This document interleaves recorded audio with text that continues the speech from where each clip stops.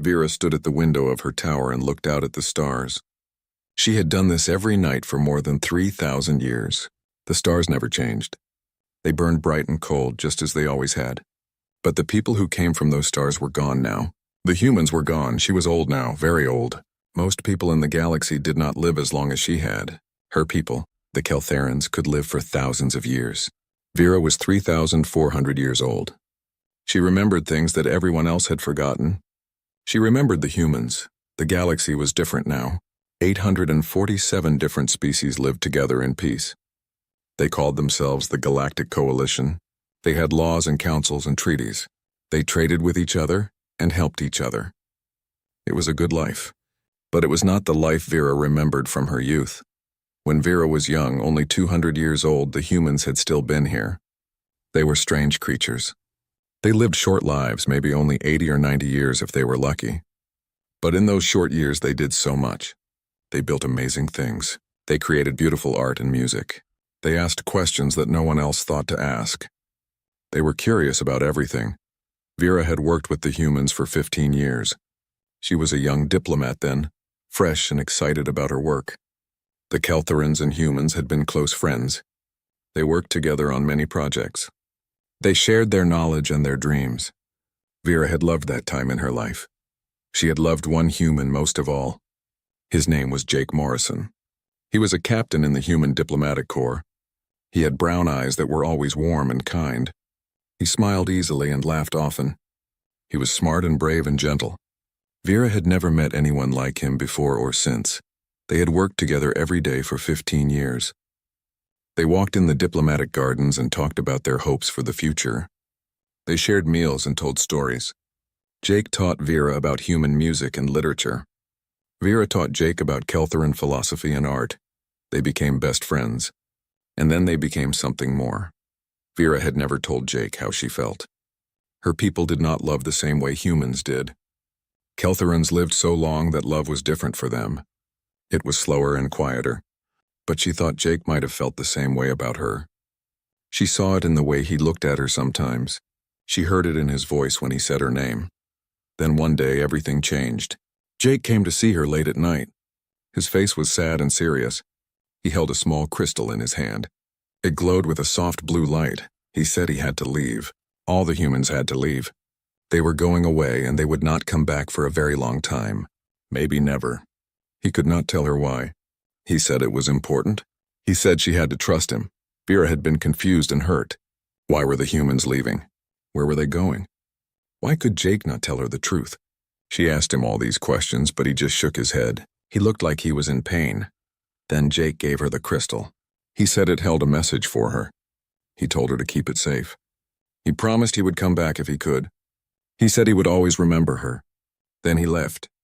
That was the last time Vera saw him. The next day, the humans were gone. All of them. Every human in the galaxy just disappeared. Their ships were gone. Their stations were empty. Their cities on Earth were abandoned.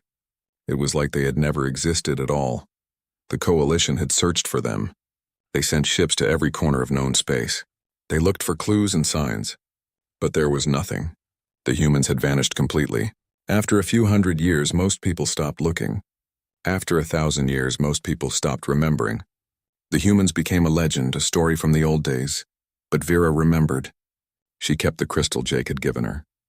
She tried to open it many times over the centuries, but it would not work. It needed a code or a key that she did not have. So she just kept it with her always. She studied human history and culture. She made sure that people did not forget what humans had done for the galaxy. It became her life's work. Now Vera was the Coalition's Minister of Ancient Civilizations. She was in charge of protecting old ruins and teaching people about lost cultures. The humans were just one of many civilizations she studied. But they were the one she cared about most. Earth was a protected world now. No one could go there without special permission. The old human cities were slowly being covered by forests and jungles. Nature was taking back what humans had built. Vera visited Earth sometimes. She walked through the empty streets and remembered. She sat in the old diplomatic gardens where she and Jake used to talk. The roses he planted were still growing there, wild and beautiful. On this night, Vera was in her office on her homeworld of Kelthera. She was reading reports and signing documents. It was boring work, but someone had to do it. She was thinking about taking a break when her communication device beeped. It was urgent. Someone was calling from the coalition border. Vera answered the call. A young officer appeared on the screen. He looked scared and excited at the same time. He was speaking very fast. Vera had to tell him to slow down and breathe. The officer said his science vessel had detected something impossible. There were ships coming toward coalition space. Hundreds of ships. They were using drives that no one in the coalition knew how to build. The technology was incredibly advanced. When they scanned the ships, they found something even more impossible.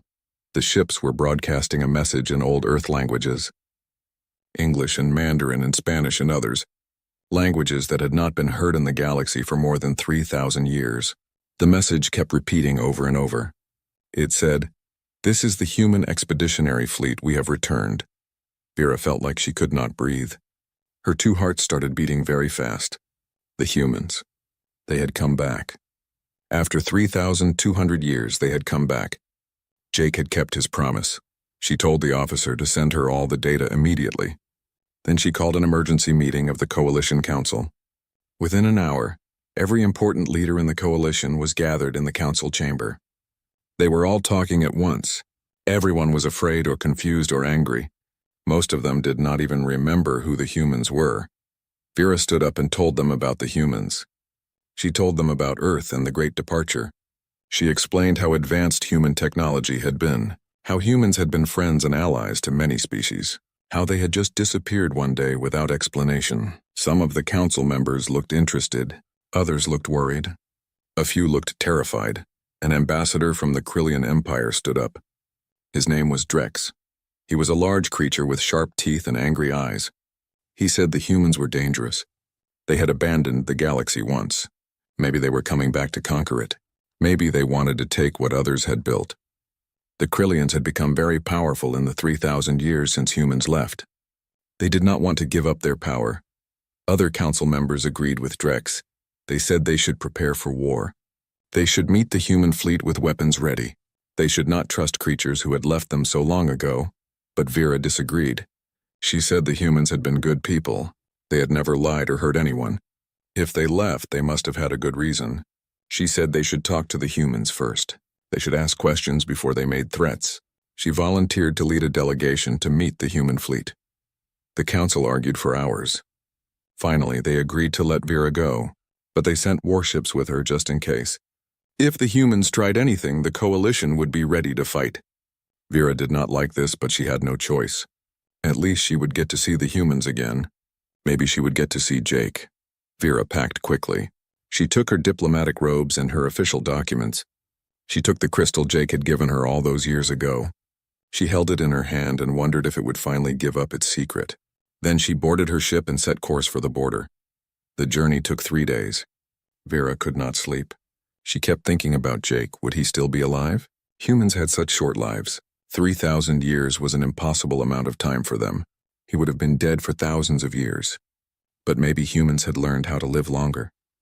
Maybe they had changed somehow. Maybe, just maybe, there was a chance. When they reached the border, Vera saw the human fleet on her view screen. It took her breath away. There were 300 ships, each one bigger than anything the coalition had ever built. They looked strange, almost alive.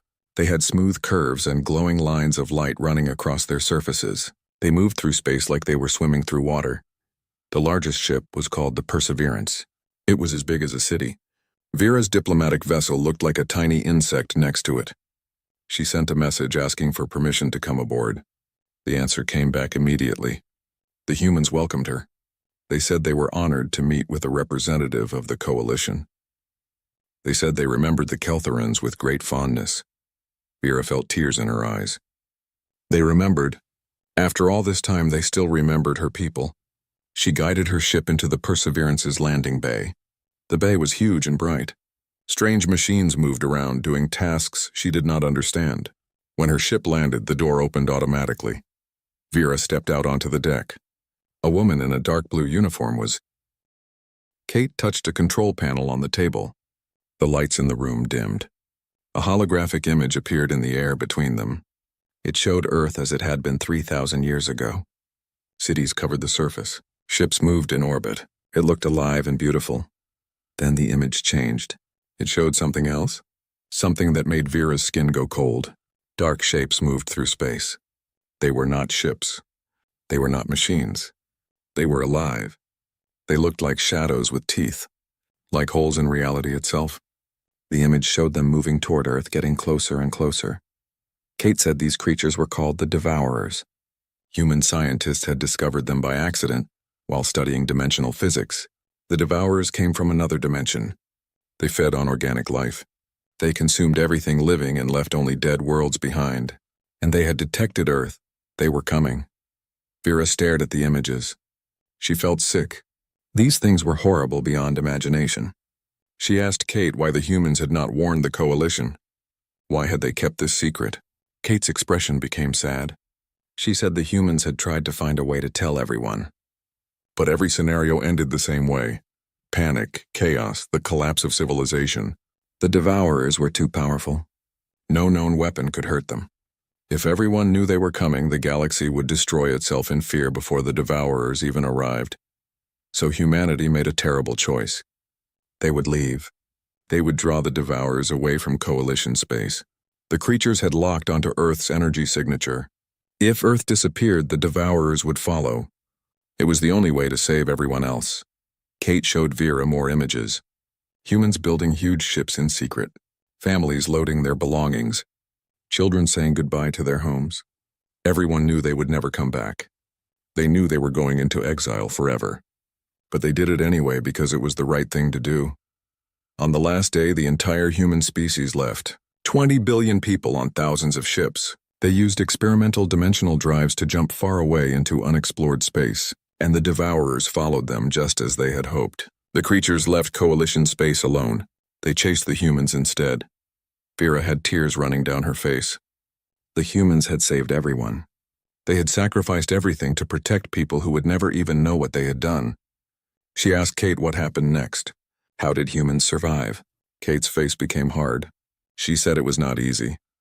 For 3,200 years, humanity ran. They jumped from system to system, always staying ahead of the Devourers. They could not fight the creatures. Not at first. Human weapons were useless against beings that existed partially in another dimension, so they just ran and tried to survive. Entire generations were born and died on the fleet ships. Children who never saw a planet. Parents who never had real homes. People who lived their whole lives running from an enemy they barely understood. It was hard, very hard. Many people gave up hope. Many people died. The human population dropped from 20 billion to just 8 billion over the centuries. But humans adapted. That was what they were best at. They studied the Devourers. They learned how dimensional physics worked. They experimented with new technologies. They changed their own bodies, adding mechanical and biological improvements to make themselves stronger and smarter. They extended their lifespans so that knowledge could be passed down more easily. They became something new, something more than they had been. Kate showed Vera a timeline. Century after century of running and fighting and dying. The Long War, they called it. The longest war in human history. But slowly, gradually, humans started to win. They developed weapons that could hurt the Devourers. They built ships that could survive attacks. They learned to fight back. The turning point came 2,000 years into the Exodus. Humans destroyed their first Devourer. It took the combined firepower of 50 ships and cost 3,000 human lives. But they did it. They proved the creatures could die. After that, everything changed. Humanity stopped running and started hunting. Kate showed images of battles. Human ships moving through dimensional space, firing weapons that bent reality itself. The Devourers fighting back with terrible fury, planets being destroyed, stars going dark. It was war on a scale Vera could barely imagine. The kind of war that could destroy galaxies. The war lasted another 1,000 years. Humans tracked down every Devourer hive, every nest, every breeding ground. They destroyed them all one by one. It was brutal work. Many more humans died, but they did not stop. They could not stop. Because if even one Devourer survived, it could breed more. The threat would return. 50 years ago, humans destroyed the last Devourer hive. They made sure it was truly dead. They searched for years to confirm no others existed. Finally, they were certain the war was over. Humanity had won. The Devourers were extinct. The galaxy was safe. Kate turned off the holographic display. The room lights came back on. She looked at Vera and said that now humans were coming home. They had been gone for so long. They had changed so much. But Earth was still their home. The Coalition was still their family. They wanted to come back. They wanted to help protect the galaxy they had saved. Vera could not speak. She felt too many emotions at once. Pride that her friends had been so brave, sadness for all they had lost, gratitude that they had saved everyone, guilt that no one had known or helped them. She wiped her eyes and tried to compose herself. She asked Kate about the people who had left, the original crew. She asked about the diplomatic corps. Kate understood what Vera really wanted to know. She smiled gently and said that many of the original humans were still alive. Life extension technology had been one of the first things they developed. It was necessary to maintain continuity across the long generations of exile. Vera's breath caught. She asked if Jake was alive. Kate's smile widened. She said yes. Captain Jake Morrison was alive. He had lived through all 3,200 years. He had led something called the Preservation Corps, a group dedicated to maintaining human culture and remembering everyone they had left behind. He had made Kate promise that if they ever returned, she would find Vera. He had been waiting to see her again for more than 3,000 years. Vera stood up so fast her chair fell over. She asked where Jake was. Was he here? Could she see him? Kate laughed and said yes. Jake was on the ship. He had been waiting very impatiently while Kate explained everything. He had wanted to be here when Vera first arrived, but Kate had insisted on giving the briefing first. Now that Vera understood the truth, Kate would take her to him. They left the conference room and walked through more corridors. Vera's hearts were beating so fast she thought they might burst. Jake was alive. After all this time, he was really alive. She was going to see him again. She did not know what to say or do. She felt like a young woman again, nervous and excited. Kate led her to a large door. She said this was one of the garden chambers. Jake had built it himself, recreating the diplomatic gardens from the old days. He spent a lot of time here, tending the plants and remembering. Kate pressed the door control and stepped aside. She told Vera to go in. She would give them privacy. Vera walked through the door. She found herself in a huge room that looked like an outdoor garden. Trees grew toward a ceiling that looked like sky. Flowers bloomed in carefully arranged beds. A small stream bubbled over stones. The air smelled like roses and fresh grass. It was exactly like the gardens on Earth where she and Jake used to walk. Then she saw him. He was kneeling beside a rose bush, his back to her. His hair was silver now instead of dark brown. His shoulders were a bit broader. But she knew him instantly. She would have known him anywhere, even after 3,000 years. She whispered his name. Jake. Her voice shook. He froze. Then slowly he stood up and turned around. His face had changed. There were lines around his eyes and mouth. His features were a bit sharper, but his eyes were the same.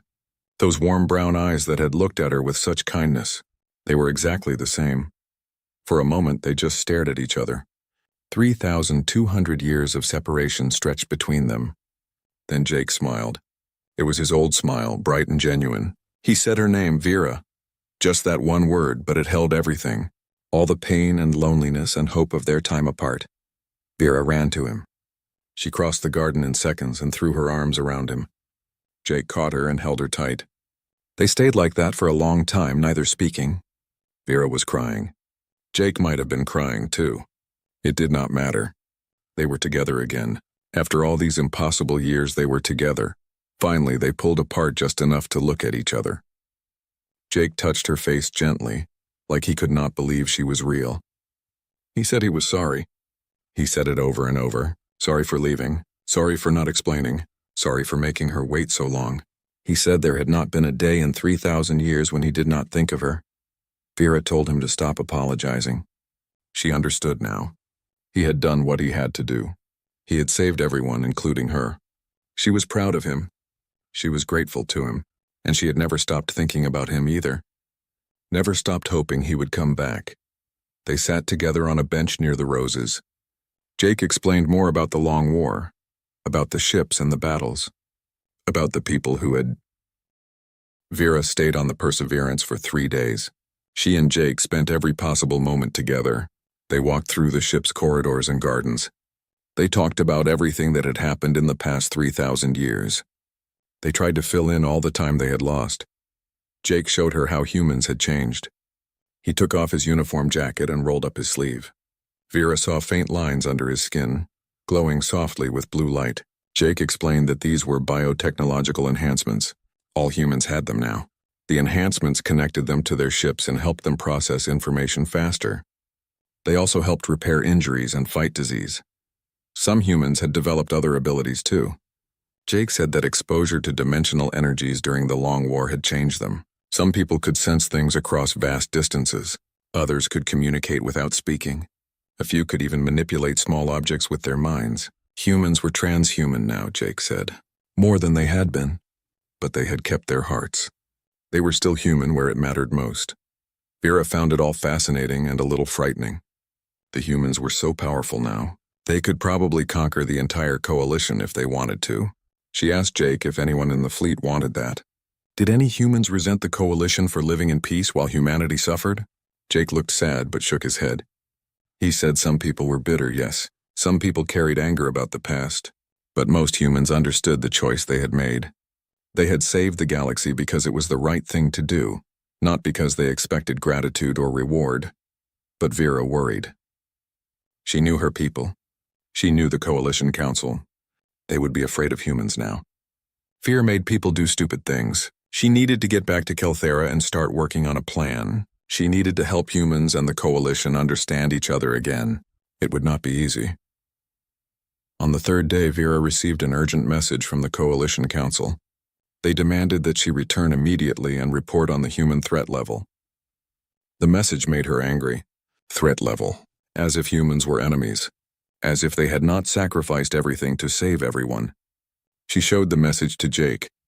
He read it without expression, but she saw the hurt in his eyes. Vera made a decision. She told Jake to come with her. She would bring him to Kelthera to speak to the council directly. Let them meet a real human. Let them hear the truth from someone who had lived it. It was risky. Some council members might try to hurt Jake or capture him. But it was the best way to show that humans meant no harm. Jake agreed without hesitation. He said he trusted her. If she thought this was the right approach, he would follow her lead. Kate was less enthusiastic. The Admiral argued that it was too dangerous. They should stay at the border and negotiate from a position of strength. But Jake overruled her. He said humanity had stayed away long enough.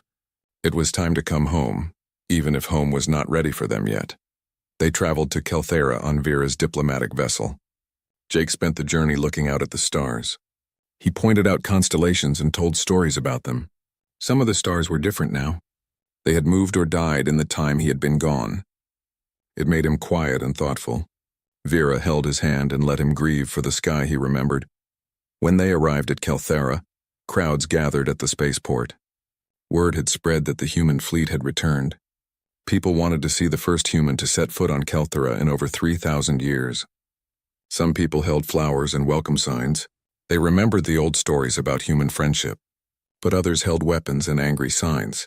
They saw humans as a threat to everything they had built. Vera and Jake walked down the landing ramp together. Security officers surrounded them immediately. The crowd pressed closer, shouting questions and demands. Jake stayed calm and quiet. He kept his hands visible and did not make any threatening moves. Vera was impressed by his composure. After 3,000 years of war, he could have become hard and cold. But he was still kind, still patient, still the man she had loved. They were taken directly to the council chamber. Every seat was filled. Representatives from all 847 species waited to hear what Vera and Jake had to say. The tension in the room was thick enough to cut. Ambassador Drex, the Krillian, sat in the front row with his arms crossed and his teeth showing. He looked ready for a fight. Vera stood at the speaker's podium. Jake stood beside her, one step back.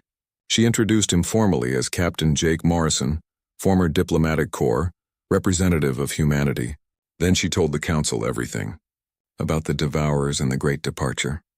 About the Long War and the sacrifices humans had made. About how humanity had saved the entire coalition without asking for anything in return. The council chamber erupted. Everyone started talking at once. Some representatives were grateful and amazed. Others were skeptical and afraid. Ambassador Drek stood up and shouted that it was all lies. He said humans had abandoned the coalition because they were cowards. Now they were back with their weapons and their powerful ships, and they wanted to take control. He demanded that the council refuse to let humans into coalition space. Jake asked permission to speak. The council chairwoman granted it. Jake stepped forward to the podium. He looked out at all the different species, all the scared and angry faces. Then he began to talk. His voice was calm and clear. He did not defend himself or make excuses. He just told the truth. He said he understood their fear. Humans were more powerful now. They had technology that seemed like magic. It would be natural to worry about what they might do with that power. But he wanted the council to understand something important. Humans could have stayed and fought the Devourers in coalition space. It would have been easier. They would not have had to exile themselves. But fighting here would have destroyed everything. Planets would have burned. Billions would have died. So humans chose the harder path. They chose to save everyone else, even knowing they would be forgotten. Jake activated a holographic projector. Images filled the air above the council floor. Images from the Long War. Human children born on fleet ships never seeing a real sky. Families huddled together as Devourers attacked. Ships exploding in the darkness of space. Memorials for the dead that stretched for miles. Generation after generation living and dying in exile, knowing they would never go home. 8 billion humans now, down from 20 billion. 12 billion dead over 3,000 years. All to protect people who did not even know they existed. The council chamber became very quiet. Some representatives were crying. Others looked ashamed. Even Drex had stopped shouting.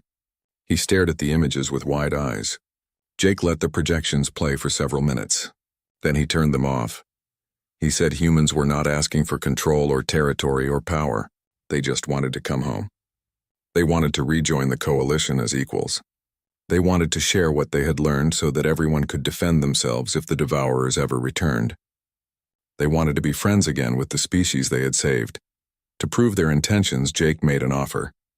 Humanity would share defensive technology freely with any coalition species that wanted it. Not weapons, not offensive systems, but shields and sensors and medical advances, things that would help everyone survive and thrive. They would establish an academy on Earth, where coalition scientists and officers could come to learn. They would open their doors and their hearts. All they asked in return was recognition and the right to reclaim Earth as their homeworld. The council debated for hours. Vera and Jake were asked to wait outside. They sat together in a quiet hallway while the arguments raged inside the chamber. Jake held Vera's hand. He looked tired. She realized he had lived for 3,000 years carrying a terrible burden. The responsibility for humanity's survival. The weight of all those deaths. The fear that coming back would make everything meaningless if the coalition rejected them. She squeezed his hand and told him it would be all right. Whatever the council decided, she would stand with him. Finally, they were called back inside. The chairwoman announced the council's decision. They had voted to allow humanity back into coalition space, but there were conditions. Humans had to agree to regular inspections of their fleet. They had to share full technical specifications of their weapons. They had to accept limits on how many ships could enter core coalition systems. It was not full acceptance. It was not the welcome humans deserved, but it was a start. Jake accepted the terms without argument. Vera could see it hurt him, but he stayed gracious. He thanked the council for their consideration. He said humans would prove themselves worthy of trust. Then he and Vera left the chamber together. That night there was a diplomatic reception. It was supposed to be a celebration of humanity's return, but the atmosphere was tense. Many representatives still did not trust humans. They formed small groups and talked in whispers. Jake moved through the room with perfect diplomatic grace, smiling and shaking hands. Vera stayed close to him, watching for threats. She was right to be cautious. Halfway through the evening, someone attacked.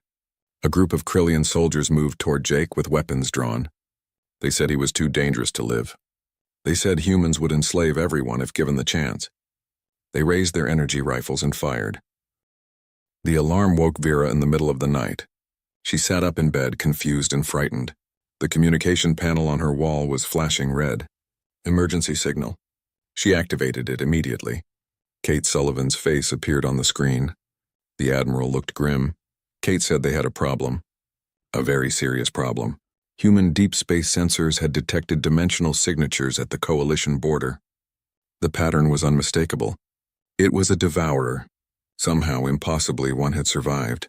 It must have been dormant or hiding. Now it had followed the human fleet back to Coalition space. It was weak and wounded, but it was calling for help, calling for more of its kind to come through dimensional rifts.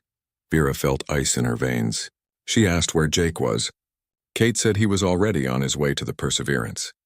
He had called for the fleet to mobilize.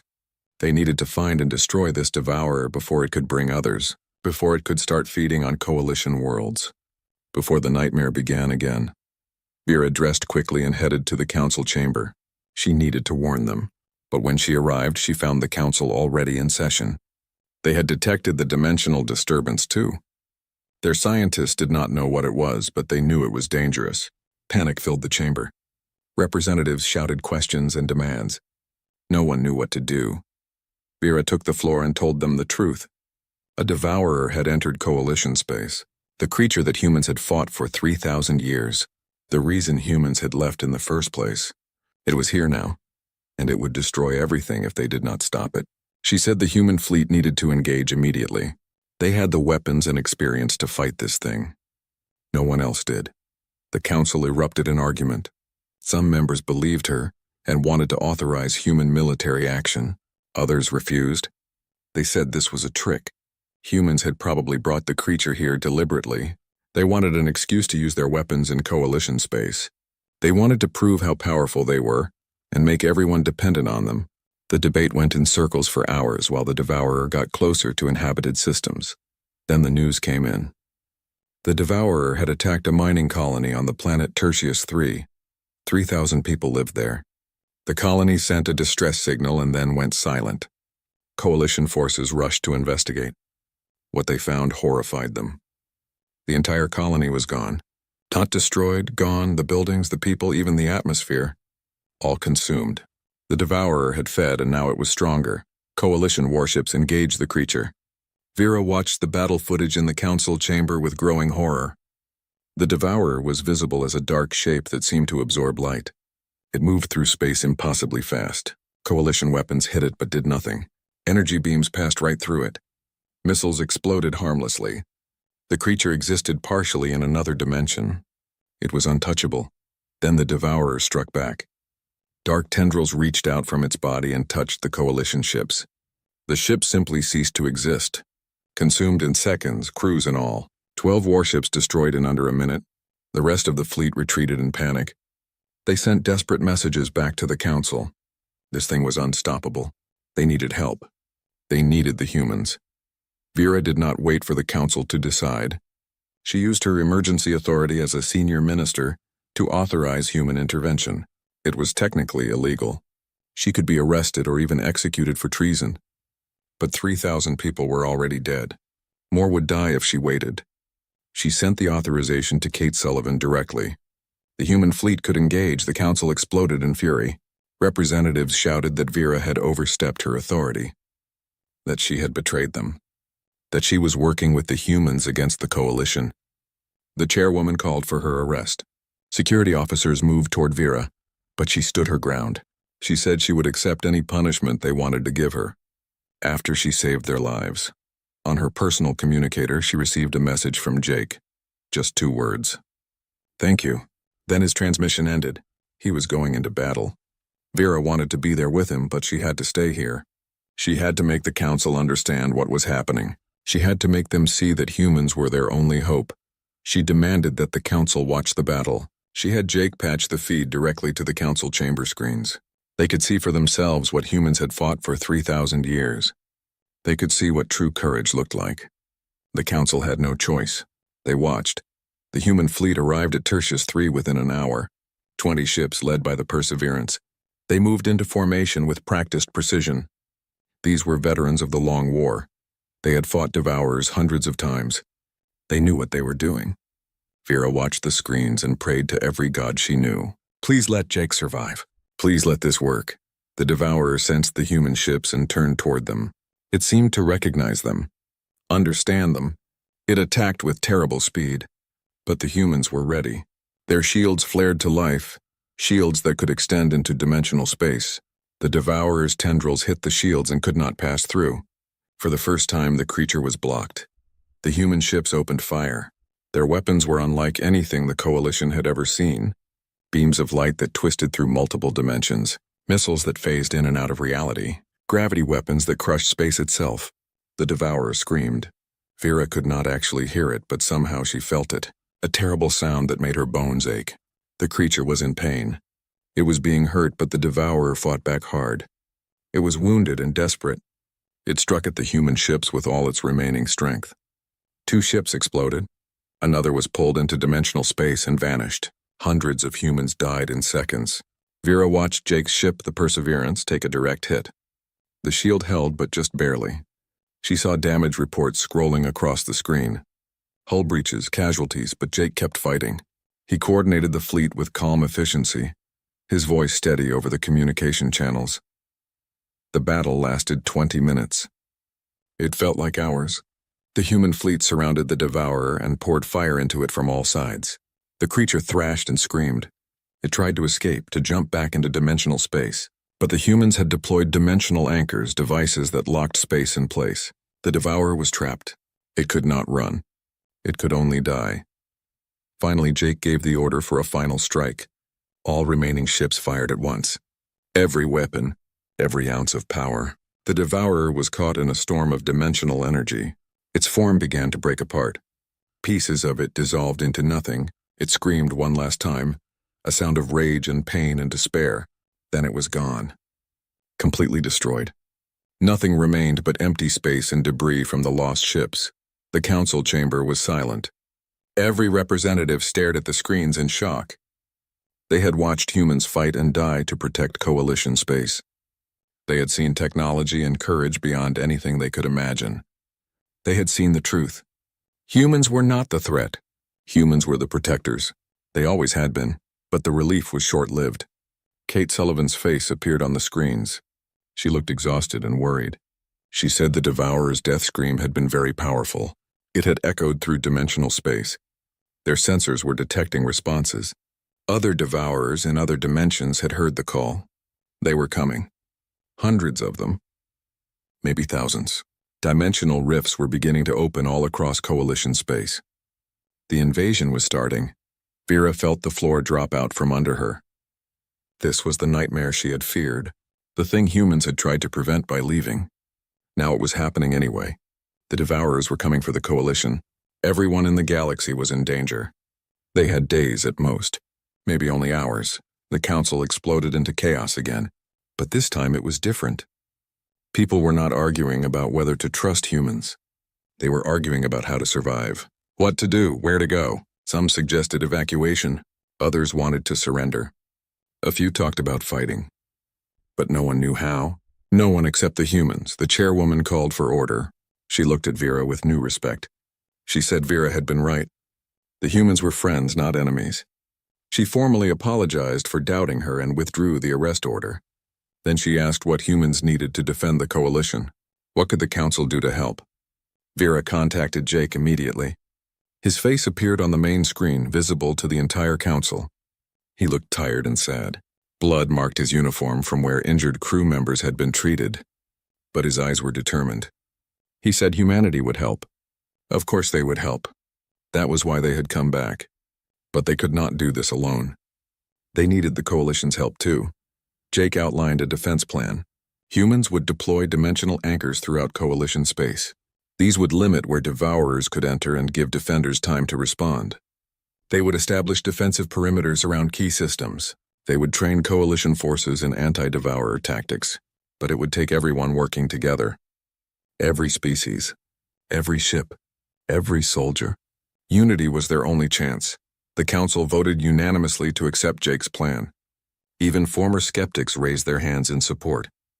There was no more debate about trusting humans. The Devourers had made the choice simple. Work.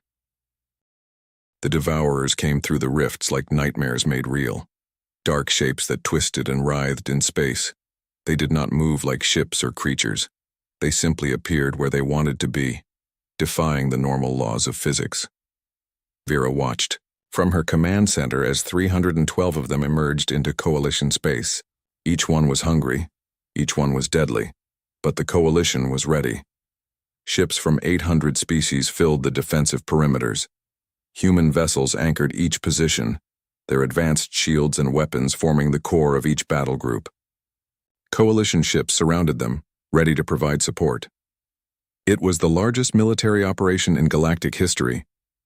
Billions of soldiers from countless worlds, all fighting together for survival. Vera stood at the central command station. Holographic displays showed every battlefield simultaneously. She could see the entire war at once. It was overwhelming and terrifying, but she forced herself to stay calm. Her people needed her to be strong. She opened the main communication channel and spoke to all Coalition forces. Her voice reached every ship, every soldier, everyone fighting in the darkness of space. She told them they were not alone. They stood together, united as never before. Humans had fought these creatures for 3,000 years, and won. Now they would teach everyone else how to win. She reminded them of their courage and their duty. They were protecting their homes, their families, their futures. The Devourers would take everything if they failed. But they would not fail. They could not fail.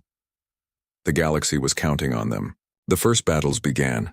Devourers attacked the defensive positions with terrible fury. They reached out with dimensional tendrils, trying to consume ships and crew. But the human shields held.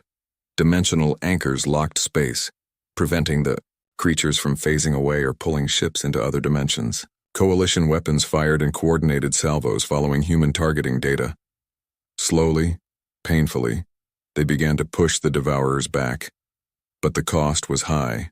Ships were lost, soldiers died. Entire defense positions were overrun when too many Devourers concentrated their attacks. Vera watched the casualty reports scroll past and felt each loss like a knife in her heart. She was ordering people to die. She knew it was necessary. She knew there was no other choice. But it still hurt. It would always hurt. Jake commanded the human fleet from the Perseverance. Vera could see his tactical display linked to hers. He moved human ships like pieces on a game board, always in the right place at the right time. His experience showed in every decision. He had fought this war before. He knew how Devourers thought and moved. He anticipated their attacks and countered them before they happened. Coalition commanders followed his lead and learned quickly. The defense was holding. Barely. 3 days into the battle, human analysts made a discovery. The Devourers were being coordinated. Their attacks were too organized to be random. Something was directing them, telling them where to strike and when. The analysts tracked the dimensional signals back to their source. There was a hive mind, a central intelligence that controlled all the Devourers in Coalition space. It existed in dimensional space itself, not in normal reality. That was why they had not detected it before. Jake called Vera immediately. She saw his face on her private screen. He looked exhausted. Blood marked his uniform. His ship had taken heavy damage in the last engagement. But his eyes were sharp and focused. He said they needed to talk. It was urgent. She told him to speak. He said they had to destroy the hive mind. If they could kill the central intelligence, all the Devourers would lose coordination. They would become easier to fight. The Coalition might actually win. Vera asked how they could destroy something in dimensional space. Jake's expression became grim. He said a strike force would have to go into the dimensional rift. They would have to find the hive mind and destroy it from within. It was incredibly dangerous. Ships that entered dimensional space often did not come back. The physics were unstable. Navigation was nearly impossible. Crews went mad from exposure to reality that made no sense. But it was their only chance. Vera asked who would lead the strike force. Jake said he would. He had the most experience with dimensional travel. He knew what to expect and how to survive. He would take the Perseverance and a small group of human vessels. They would fight their way to the hive mind and destroy it. Or die trying. He said it matter-of-factly, like he was discussing the weather. Like his death was just another tactical consideration. Vera felt cold fury rise in her chest. She said no. Absolutely not. Jake was not going on a suicide mission. She would not allow it. She would find another way. Jake looked at her with infinite sadness and patience. He said there was no other way. Someone had to go, and it had to be him. He had the knowledge and skills necessary. More importantly, he had already lived 3,000 years.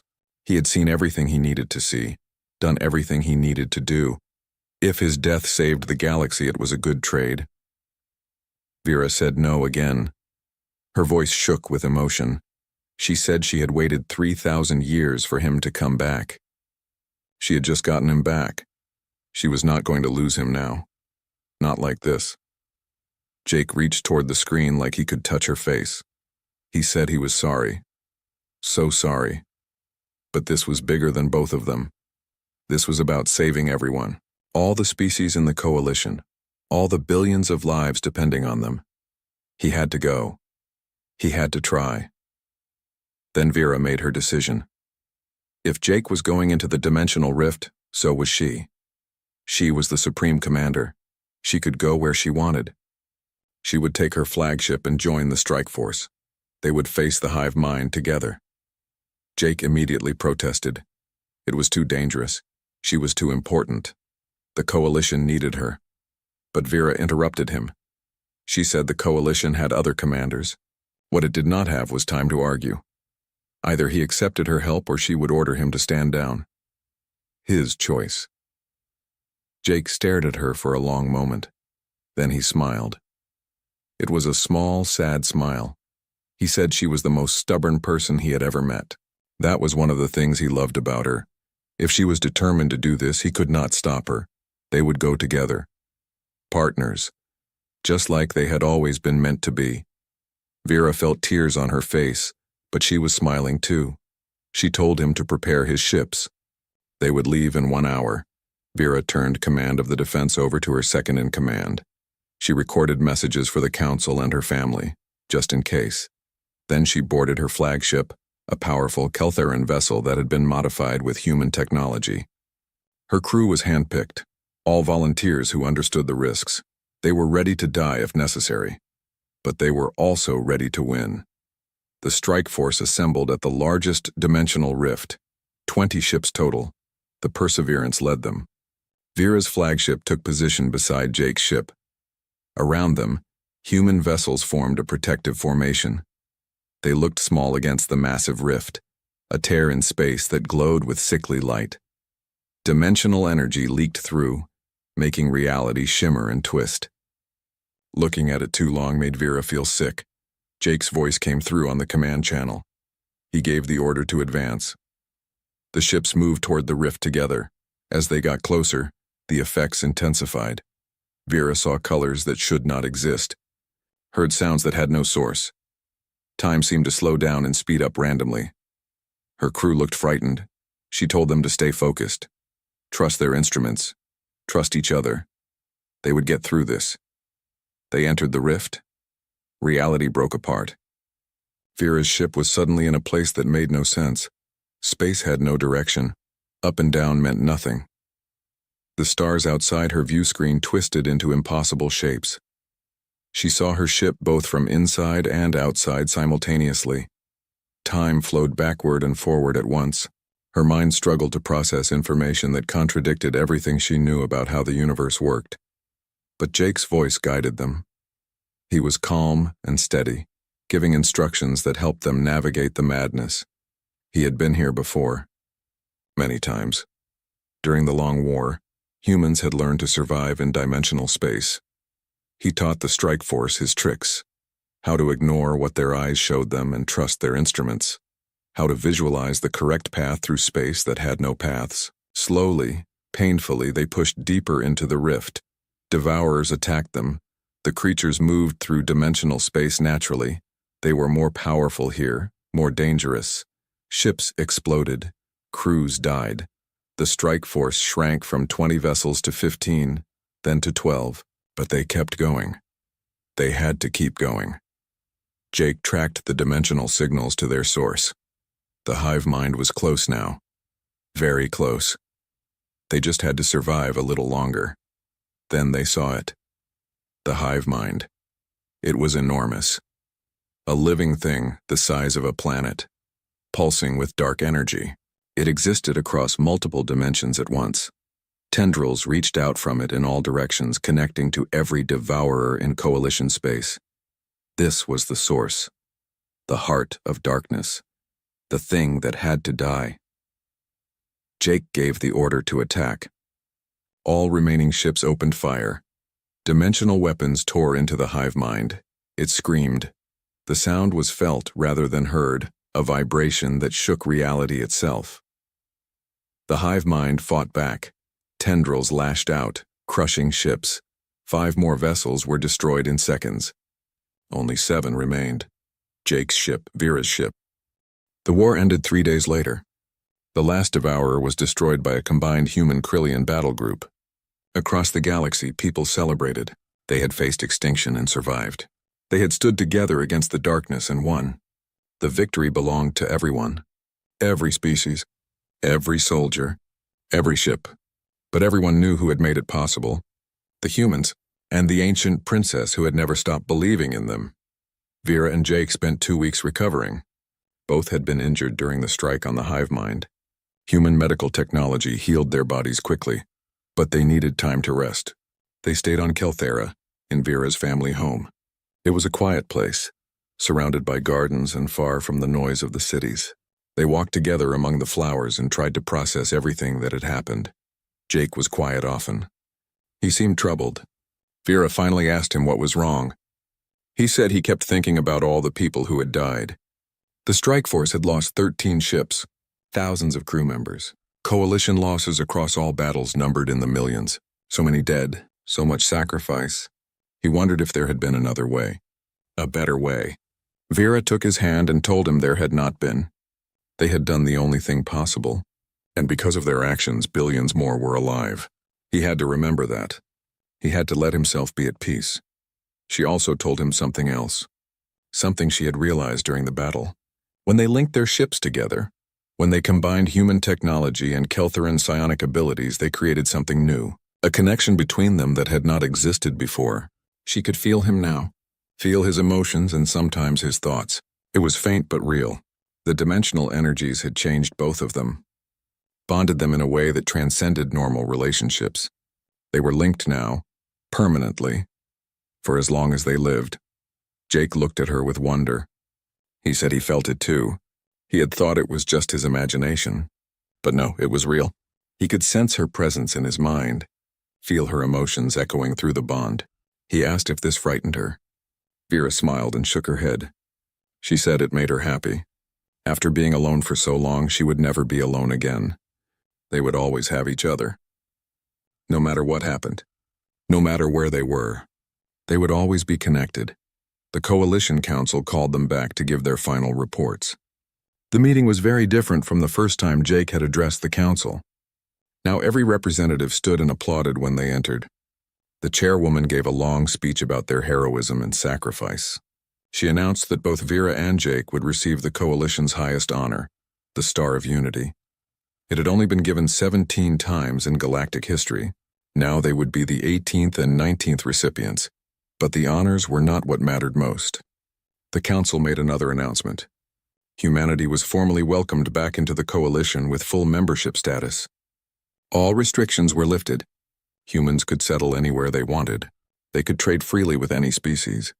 Earth and the entire Sol system were returned to human control. After 3,200 years of exile, humanity had come home. They were welcome. They were wanted. They were loved.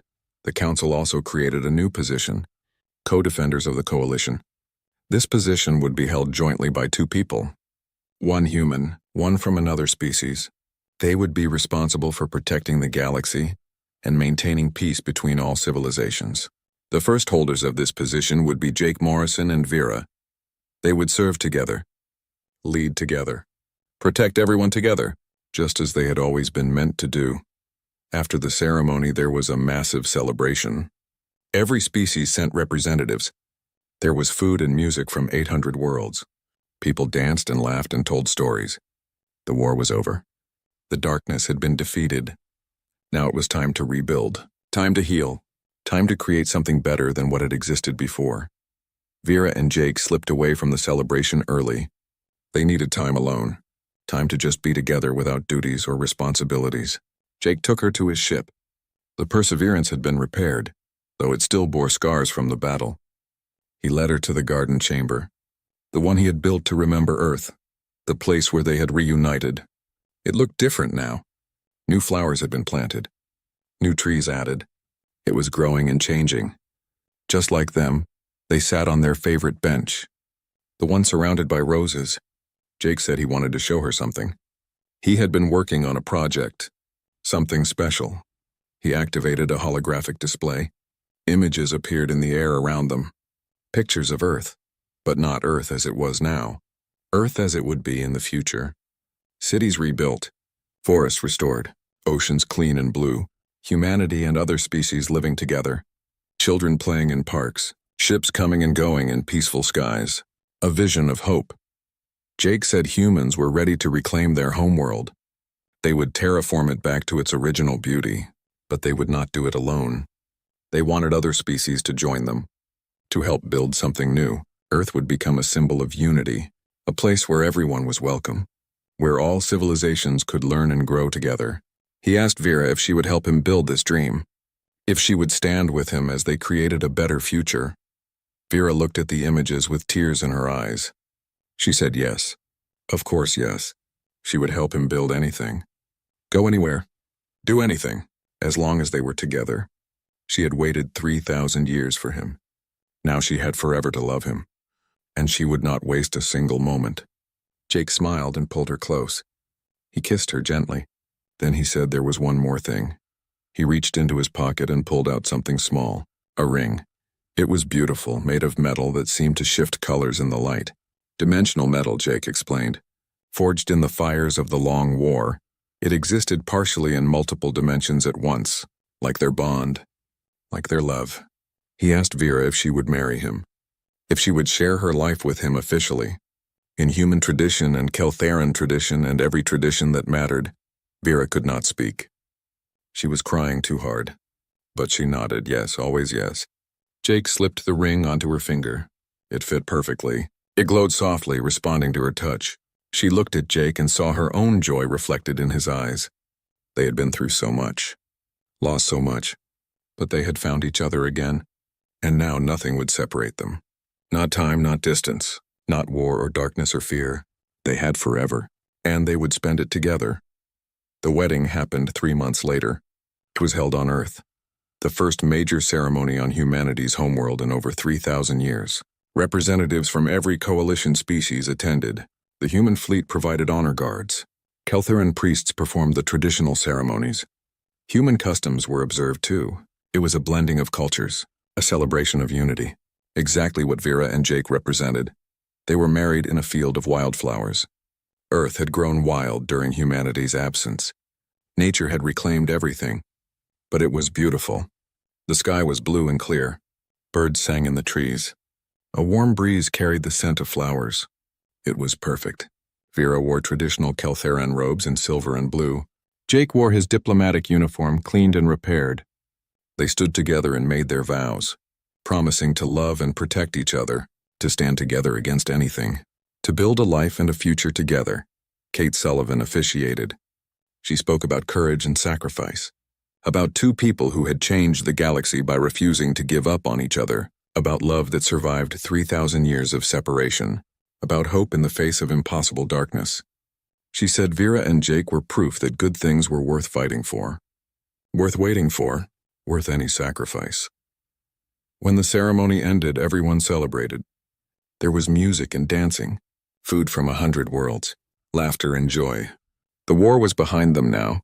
The future stretched ahead, bright and full of possibility. Vera danced with Jake under Earth's sun. She looked around at all the different species celebrating together. Humans and aliens, former enemies now friends, all because people had chosen to be brave, chosen to trust, chosen to love. That night, after the celebration ended, Vera and Jake walked through the ruins of an old human city. It had been one of Earth's greatest cities once. Now trees grew through broken buildings. Vines covered walls. But Jake said it would be beautiful again. They would rebuild it, make it better than before, create something that honored the past while embracing the future. Vera said she believed him. With Jake, anything was possible. They climbed to the top of a tall building. From there, they could see the entire city, the ruins spreading out in all directions. But they could also see the stars. Thousands of them, millions, each one representing possibility. Jake pointed out constellations, named stars and planets, told stories about the places humanity had seen during the long war. Vera listened and held his hand. She thought about how far they had both come, how much they had both changed, but also how much had stayed the same. They were still the same people who had fallen in love in a garden 3,000 years ago. Just older now, wiser, stronger. Jake asked her if she was happy. Vera laughed. She said she was more than happy. She was complete. For 3,000 years, part of her had been missing. The part that loved him, that needed him. Now that part,